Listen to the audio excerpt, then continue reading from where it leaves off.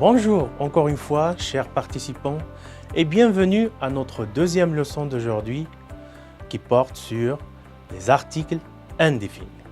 Eh bien, comme vous pouvez l'observer, les articles indéfinis, on les utilise toujours avec un nom. Ils s'accordent avec lui en genre et en nombre. Ça veut dire, si c'est un nom féminin, donc l'article doit être féminin. Si c'est un nom masculin, l'article doit être masculin. Si c'est un nom singulier, eh bien l'article va être singulier. Et si c'est un nom pluriel, aussi l'article va être pluriel. Alors, comme je vous l'ai dit tout à l'heure, les articles indéfinis, comme son nom l'indique, indéfinis, on les utilise justement pour exprimer quelque chose d'indéfini, qu'on ne sait pas. Je vais vous donner un exemple. Quand je dis un homme ou une femme ou des hommes et des femmes, eh bien, je ne sais pas exactement leur identité. Je ne peux pas les identifier. Je ne les connais pas encore. C'est pour ça que je dis un homme, je ne le connais pas encore. Une femme, je ne la connais pas encore. Des hommes, des femmes, ça veut dire des hommes et des femmes ordinaires. Je ne les connais pas, je n'ai pas leur identité.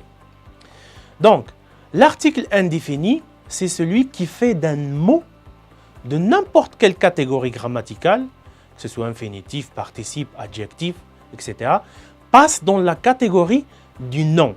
Par exemple, un rire, c'est masculin singulier, un seul. Un rouge, etc. Les articles indéfinis sont extraits, par exemple, d'un élément qui forme, entre autres, un ensemble que l'on peut compter. Il introduit l'existence d'un être ou d'une chose ou d'une notion, une idée. Par exemple, je peux dire un animal, une fille, une idée abstraite. Je peux dire également une table. Donc, il introduit soit un être humain qui est animé, soit un animal, soit un objet, soit quelque chose d'abstrait. Mais il lui donne une certaine notion. C'est pour ça qu'on l'appelle un article indéfini. Donc, ce qu'il faut retenir, c'est que à la forme affirmative, il n'y a pas de problème. On peut utiliser un, une, des. Un homme, une femme, des enfants. Mais à la forme négative, l'article indéfini change. Il se convertit en deux. Au lieu de dire un, une, des, je dois dire deux. Je vais vous donner un exemple. À la forme affirmative, je peux dire je vois des enfants. Je vois des enfants. Mais à la forme négative, je dois dire je ne vois pas d'enfants. À la forme affirmative, je peux dire j'ai un livre. J'ai un livre. À la forme négative, pour dire le contraire, je dois dire je n'ai pas de livre. Donc, les articles indéfinis un, une, des, on les utilise comme ça uniquement à la forme affirmative. Mais lorsqu'on passe à la forme négative, il change. Il ne faut pas dire un, une ou des. Il faut dire deux. J'ai un livre, je n'ai pas de livre. Très bien. Donc, j'ai des oignons, je n'ai pas d'oignons. On peut utiliser également l'article indéfini des plus adjectif plus nom. Par exemple, nous avons passé des vacances bien reposantes. Nous avons passé d'excellentes vacances. Mais des jeunes filles, des petits pois, des grands-mères, c'est-à-dire ce sont des noms composés. Mais on peut quand même utiliser l'article indéfini des avec ces noms-là. Il y a une autre occurrence, c'est lorsqu'on utilise de avec préposition. Par exemple, des, de, plus une voyelle, comme j'ai des outils, mais j'ai besoin d'outils plus perfectionnés. Alors maintenant, nous allons voir les différents emplois des articles indéfinis. Donc le premier emploi, c'est ce qu'on appelle l'emploi à valeur généralisante. C'est-à-dire que l'article indéfini appartient à une espèce. Comme par exemple, un homme est un bipède, c'est-à-dire n'importe quel homme. Je ne le connais pas exactement. La deuxième valeur, c'est la valeur de présentation, c'est-à-dire je présente une personne ou un objet réel que le locuteur soit le présente, soit le connaît pour la première fois. Par exemple, un jeune homme a sonné à ma porte aujourd'hui. Le jeune homme.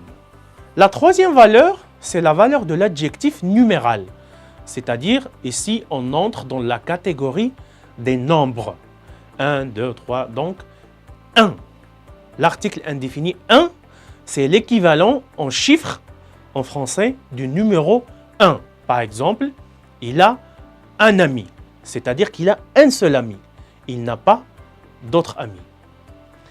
Et la quatrième valeur, c'est ce qu'on appelle la valeur particularisante, c'est-à-dire on entre dans le particulier, dans les détails. Si le nom est accompagné d'un adjectif ou d'une expression ou relative à valeur d'adjectif, donc on l'utilise de cette façon. Par exemple, dans la vie, on rencontre des gens généreux et des gens égoïstes. Donc ici, j'exprime l'idée du pluriel, mais c'est une idée particularisante. Je donne des détails. Très bien. Une autre valeur qui est très importante aussi, c'est la cinquième valeur qu'on appelle valeur emphatique. Donc, et elle renvoie à la valeur de réalité à laquelle s'ajoute une valeur de qualité ou une valeur de quantité. Par exemple, il y avait un monde. Il y avait un monde où il y avait une idée que tout le monde voulait écouter.